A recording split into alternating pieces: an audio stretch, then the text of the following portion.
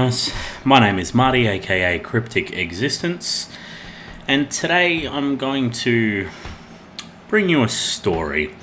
It'll be a story from work, work in a very large company, and I'd like to think some of you find this amusing because I completely embarrass myself and make a fool of myself in front of some pretty big and important people.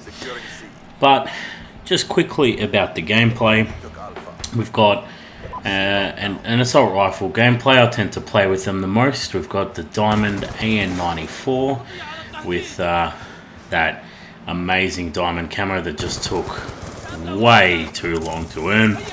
I run foregrip and stock in this class. Now, the foregrip, the AN94 just bounces like a pig, and it's so hard to control when it's at range, unless you're burst firing. So the stock, I tend to run that because I just want to be able to strafe and move that a little bit faster, because you just move so slow once you put an AR on.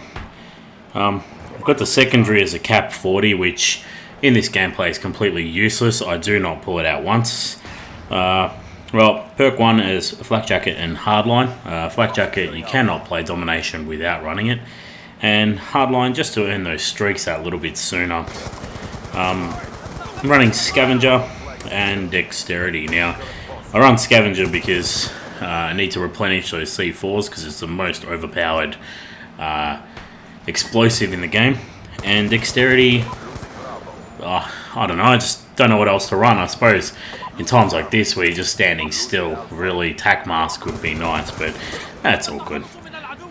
So I'm running the score streak loadout as stealth chopper, VSAT and warthog. I nearly cycled through them twice. Really, the stealth chopper, it's so easy to get to that streak, and from that point the VSAT's a given. And once you receive a VSAT, it should be really easy to get a warthog. You get all your assist points for your teammates killing, and then the warthog itself, it's gets you a fair few kills at that point, and hopefully, if you're lucky enough, you loop around and get that stealth chopper again. I choke my warthog the first time around, but the second time when I get it, a lot of the enemy team tend to rage quit.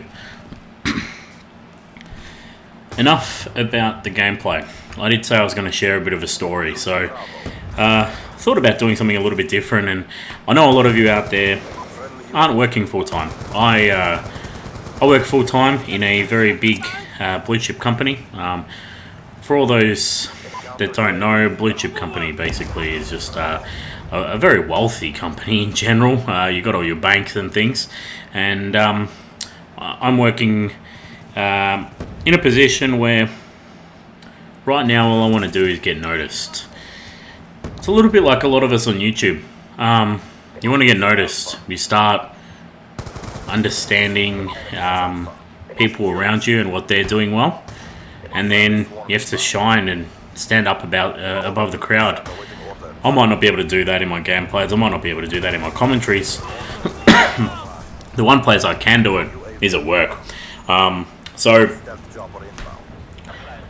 when you start working for a big company, the first thing you start working out is where you want to go and what you want to do with things. And 9 times out of 10, if you want to succeed or get promoted or move on, you're going to have to do things outside of your core role. You're going to have to take on projects or additional responsibilities just so that you can get ahead. Similar to everything in life, it's not what you know, it's who you know. So with the extra responsibilities and things, you start to know a lot of people who are then happy to invest time, money in you. So I decided, after doing a few projects and things, I found something else that I wanted to do. I wanted to improve some reporting on a process that we were doing, and I needed to involve some pretty high up people. These people will easily double my salary. A lot of them in Sydney. I'm in Melbourne myself, and what you have to do is obviously hold voice meetings and things, and as soon as you want to start implementing some sort of changes or anything in a business, you have to involve a lot of people. If you're not involving the right people, when it comes time to your final gate where you're just about to deliver on your outcome, someone can stand up and say, nah, I don't want to do it. So you hold meetings along the way, and I'll put some background in this as well. I used to work with a girl called Haley. We worked pretty close. We were a couple of desks apart, and as time does, eventually Haley becomes Hales. Nicknames start to eventuate, etc. And I bring that up because one of my key stakeholders, her name was, we're going to call her Lucy, but her last name was pretty close to Hales. Her first name, by the way, clearly not Lucy. I just don't want to announce it. So we're going back and forth via email a few times while I'm pitching ideas. And when it comes time to the first big meeting, got a whole bunch of really important people in this dial-in, and a lot of people listening to what I have to say, why I want to do things, and commanding some really good attention. I'm delivering things really, really well. And I go through this whole meeting, and then at the end, I'm sending out my minutes so everyone understands exactly what was discussed and what needs to be done by everyone. And I can't find this chick's email. She doesn't exist anymore. That's when it clicked. For an hour, I was calling Lucy as Haley.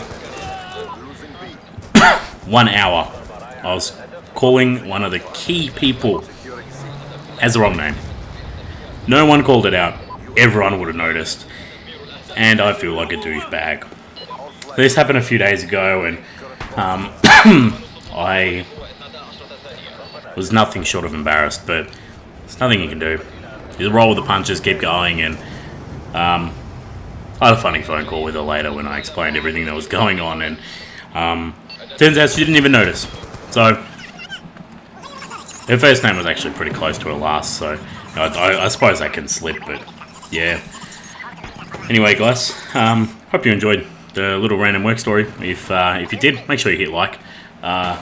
It is something a little bit different, and if you want to hear me share a little bit more about some of my days, just request it in the comments, of course, or hit us up by a private message.